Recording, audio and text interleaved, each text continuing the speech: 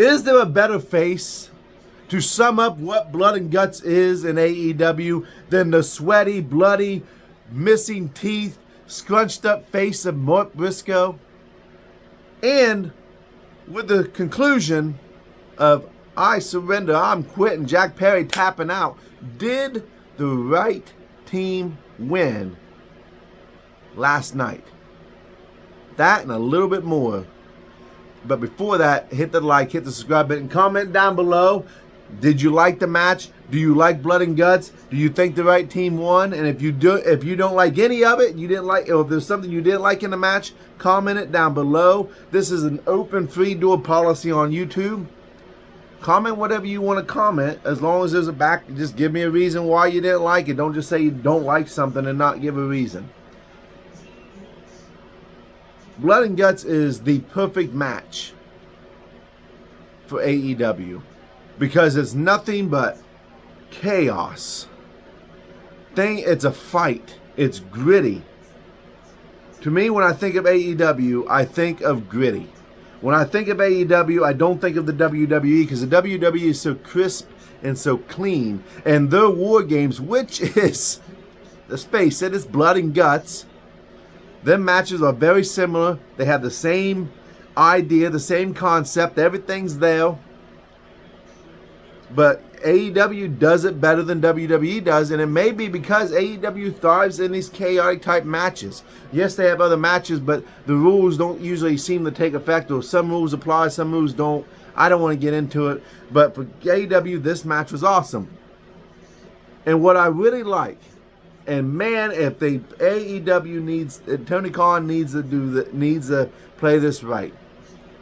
AEW beats the Elite, which, by the way, was the right decision, because you can't have the Elite beat AEW, especially when the commentators, I'm going to be honest with you, they didn't do a good job of showing the severity of, man, AEW's got to win this. You can't have the Elite win. You cannot have the Elite be running AEW anymore. The Elite has got to lose this match. This was a fight for AEW in a nutshell to me. That's the way I looked at it.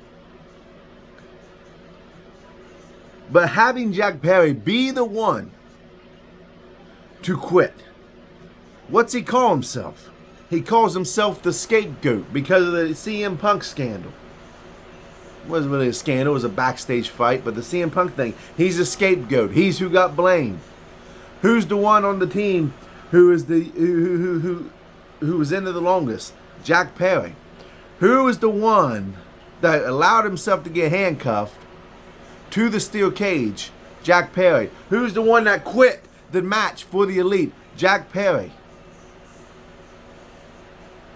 If the Elite is going to blame anybody for losing that match, it has to be Jack Perry. Matter of fact, when Darby Allin goes after the TNT Championship for the 100th time, I mean, the TNT Championship and not Jack Perry and Darby Allin are like R-Truth and the 24/7 Championship. They're synonymous together.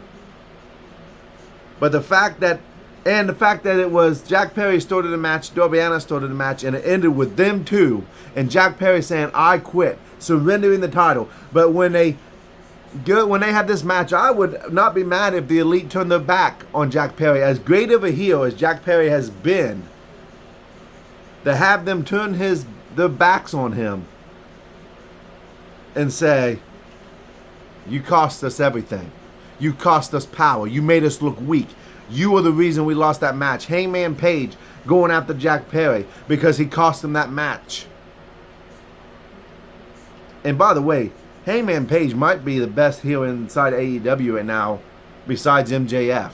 You can make an argument for a lot of different people, but he's doing his best work in AEW right now. And who knew all it took was him just being a complete butthole about everything. But I want to say something before I end this video off on anything. Can we stop hating on each company? We can complain. I get on here and say things I don't like about either or company at times. But let's come together as wrestling fans. Hey, I appreciate the passion as much as the next guy. I'm very passionate about any form of wrestling, especially if I can sink my teeth into it.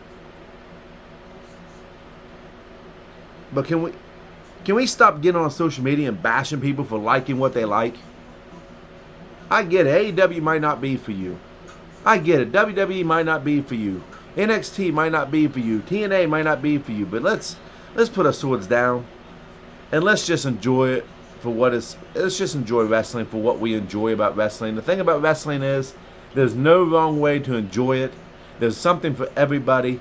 And quite honestly, for those who want AEW to fail, if AEW fails, it's going to hunt the business.